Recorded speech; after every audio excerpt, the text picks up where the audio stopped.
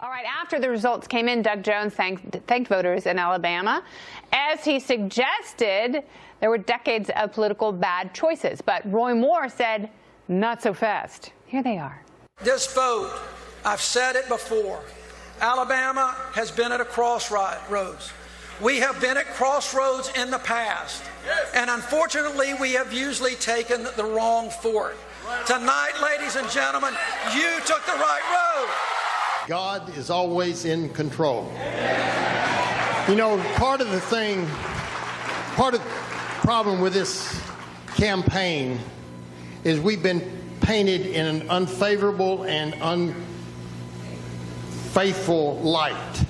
I don't know if that's all right. Well, Roy says he wants a recount. A judge in Alabama said Roy would have to pay for it. Regardless, was this a referendum on Trump and Bannon, or simply an election involving a terrible candidate? Let me go to my Moonstruck Party panel tonight. Reason Magazine editor-in-chief Catherine Maggie Ward is here, along with the CIO of Kingsview Asset Management, Scott Martin, also a Fox News contributor, and former CIA operative and president of Diligence LLC, Mike Baker, back in command. Welcome back to the show, everyone. Thank you. Hi. Yay. So let's talk about this a little bit. This was supposed to be a slam dunk for Republicans. No matter who won the special election runoff between Luther Strange and Roy Moore, they were going to cruise to certain victory. Well, I'd walk that back a little bit and say it was going to be a cruise to victory if Luther Strange had been the candidate. Yeah. He would have easily won, I think, in double digits. As soon as Roy Moore entered the picture and his character started to be questioned and some of these allegations came out, the idea that we would have a race like this with this character, and Steve Bannon was out there shilling for him. I mean, look, the President Trump, was behind Luther Strange at the outset. He actually voiced Roy Moore's name, I believe, 8 days before the election. So I think on the 4th of December is when he actually came out and said something involving Roy Moore. So I think that was late to the party. He shouldn't have been to the party at all. But he figured if he won, won, if Roy Moore won, if he was the last standing bell at the cotillion, then he would owe the president a huge. That's exactly right. Yeah. It's like The Bachelor. That's where they got The Bachelor. Roy Moore would have been. A great Here's the thing, though, Kennedy. But so the president could have called that in for every major vote. And anytime Roy Moore was on the fence, the president could have said, hey, you know what? I dragged your carcass over the finish line. But that was help me out. Now, would the guy have been a great Republican? Was it worth it for the president? No, because would the guy have been a great Republican in the Senate anyway? I mean, that's the thing you have to look at. Are the Republicans totally. who now don't have Roy to deal Moore with it, because the dude's Yeah. like, let's face it, the dude Roy Moore is an outdoor cat. He's rogue. He'll do whatever he wants. He's kind of his own beast. Does he have ticks? Oh, have you seen him? And My guess. I mean, here's the thing. It's like if he got into the Senate, you imagine the fights with Mitch McConnell. I mean, it's not like he exactly would have gone the way of the president's agenda anyway, which probably in some way is a shape or form non-endorsement of the president's agenda if you pair it with what happened in Virginia a month ago. But the reality is this is a bullet dodge. But see, I don't think if it's a bullet dodge, it's not a referendum. Either way, it's not a referendum for the Democrats. It's not a referendum against the president. This is not a mandate. What is it? The idea that people are now going to say, and someone will say it, someone has already said it, they will say it again, that this is a mandate. This shows that America stands against Trumpism or something, and it doesn't show anything. It was a very, very Or the tax bill. Or maybe the tax bill. No one knows. It was a very, very close race. It was turned by, a small number of people who happened to show up versus not show up. This is true of many elections, including, by the way, most of the presidential elections in recent So people are saying, like, because black voters showed up, we can get them to show up again. Nope. No, that was my favorite part, was This is that like a pandering one-off. that they do at the Democrats do this so well. They slice and dice the demographics. They use them when they need them. They don't care about them any other time. And so after the election results came in, they were out there pandering to the African American vote. It was such an opportunistic move. It's clearly true that I don't think Roy Moore would have been someone who would have been great for black Americans to have in the Senate. But at the same time, no, the Virginia election and also the Alabama election, I think, are both weird, unique cases. We do do not yet know whether America wants more Trumpism or less. That's interesting. So, I mean, every time one of these happens, both sides rush to read the tea leaves. Right. I just don't think that there's anything necessarily substantial or positive here. It's just weird. She's right. Now, meantime, there is some major new controversy today about the Mueller probe and the anti-Trump bias of one of now former member of the investigation team. Fox News has obtained a number of text messages between Peter Strzok and his mistress. Strzok was a high-ranking member of Mueller's special counsel staff, but he was removed over the summer reportedly after Mueller learned of his bias.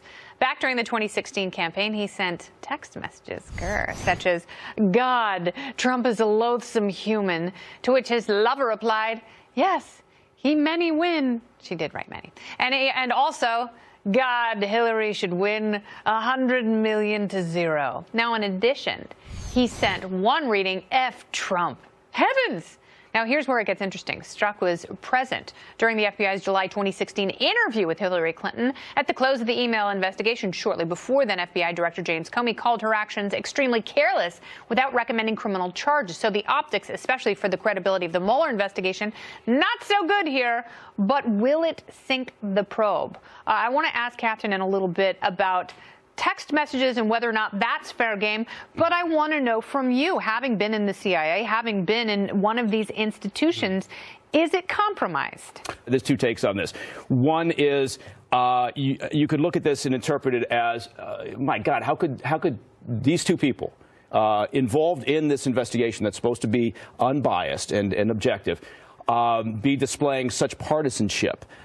The other take is that you could look at this and say that Strzok is simply, as a dude, agreeing with this girl with whom he's trying to get in her pants. Yeah, because she's with her. Yeah. He actually has some influence and control over the outcome of the investigation. Very much so. And that's what's problematic. And Kennedy, you look at that counsel and you see the bias that's on that. And this is what we're getting as an American taxpayer, is a biased outcome. I mean, that's the thing, is when you look at some of these investigations, and whether it's this one or ones in the past, these have all been slanted certain ways. And it's just now, thanks to this guy's idiocy or the fact that 10,000 of them. Right. 10,000 texts. Yeah, exactly. There at least is coming to light here some true manipulation. Maybe Mike is right. Maybe it's just his hot loins.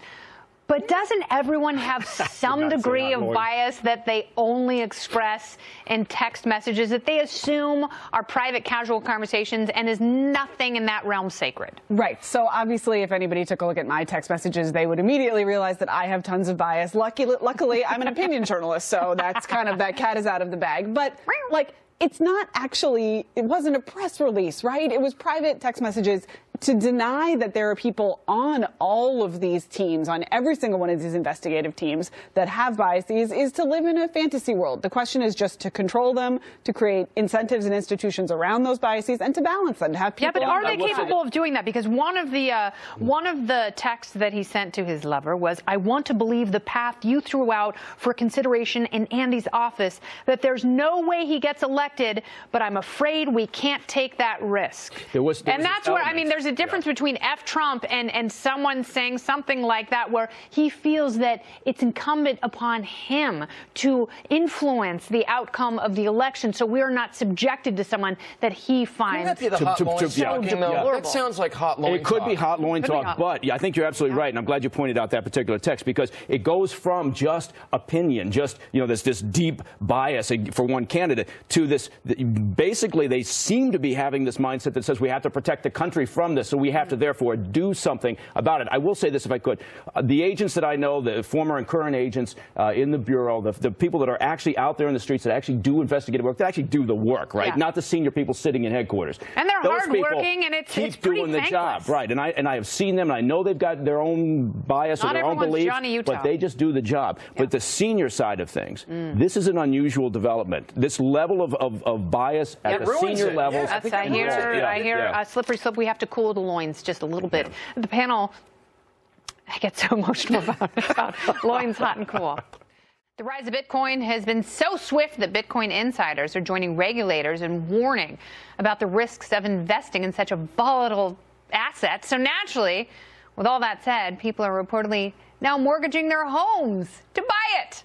According to the North American Securities Administration Association, a growing number of people are refinancing homes and racking up credit card debt to buy a piece of the cryptocurrency bonanza that recently passed the $17,000 mark after starting at less than $1,000 this year. But are these modern-day gold rushers going to be remembered as this week's savvy investors or next week's punchline in a breadline? Party panel is back. Catherine Mangu-Ward, Scott Martin, and Mike Baker. So, Catherine, let's discuss this a little bit because the potential for Bitcoin is exciting. Yes. It is unknown. Yes. However, is leveraging your entire life and your life savings to jump on the Bitcoin bandwagon maybe not the best idea ever? It is maybe not the best idea ever. Listen, Bitcoin is a super exciting technology. I am all about it. I think, just say the word blockchain and it now solves all problems in the world. That's how it works. However, don't mortgage your home. Don't mortgage your home. That would be a bad idea. Don't mortgage your home. Listeners, viewers, don't mortgage your home. But shouldn't you run up your credit card debt if you've got a 29.9%? Also, no. Here's the thing, right? It's extremely volatile. It's essentially speculation at this point. I think ultimately the technology is incredibly powerful. However, unless you are the sort of person who has, 6 or 7 homes, do not mortgage any of your homes for this. Doubly so because we are about to work out a tax reform bill, which may or may not cut back on the mortgage interest Not going to be good for real estate. Good point. But No. why not running up credit card debt and buying Bitcoin with it? That's the secret. Yeah. I've tried using blockchain, though, with my wife. Has not solved any problems. So that You're still doing it is wrong. a workout. And I'm one to love volatile assets. But even Bitcoin for me, too much. Because here's the thing. Blockchain, cryptos are here to stay. But I worry it's not Bitcoin that's the future. Okay, Stuff but like that's my Ethereum, question because Monero, there are other ones out there. other Litecoin. cryptocurrencies. Totally. People think it's just Bitcoin because that's the one we It's hear the one most you get talked about, and it's the one that's listed now too, Kenny. The CBOE in Chicago, my hometown, thank you very much, High, is listing the future. CME is doing it this weekend. More people just got That's shot giving because you rise. Yeah, I know, and it's going out of style. It's giving rise to the fact that Bitcoin seems to be the leader, but it's not going to be the leader tomorrow. Well, it's also hackable. Yes. And we've seen Yes, it is. some curious people in curious places investing in it, which could be driving up the price right now. That's true. And by the way, as you're waving your arms around, may I just point out, can I get a close-up on the world's largest cufflinks? Proud I thought you were doing the ring. American. He's actually got a couple of A lot of Bitcoin blings inside These are each of him. those. That's how I hide them. Look, nobody should take financial advice Financial from me. Liberace. Nobody should take financial advice from me. I'll be the first to say that. But I have been involved in investigating a lot of frauds, a lot of scams, a lot of schemes. And I think, frankly, I may be wrong. I'm happy to be wrong. And hopefully lots of people make lots of money doing this speculation. But Bitcoin, cryptocurrency right now looks like, smells like a combination of a Ponzi, a fraud, and a bubble. What? And, Spoken like a statist. yeah, and no, but I'm just saying. And the fact that 80% or so of all global volume is done by individuals sitting in China and Vietnam and North Japan Korea, and South Korea. North Yeah, South North Korea Korea. doesn't have internet, so South Korea. Look, all I'm saying is this bubble. North This, Korean this Bitcoin look, scamming happening I know it's very Not a popular. lot of eating, sadly. I know cryptocurrency is very popular, and if you say anything negative about it, then you're viewed as not being hip, right? But the vast majority of people that are investing in this right now have very little financial literacy. Am I wrong about that? Yeah, but they're rich. I'd rather be rich than financially rich.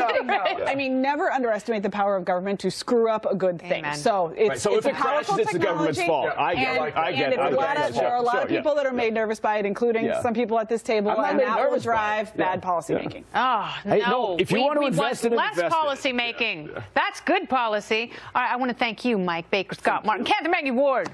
What a night.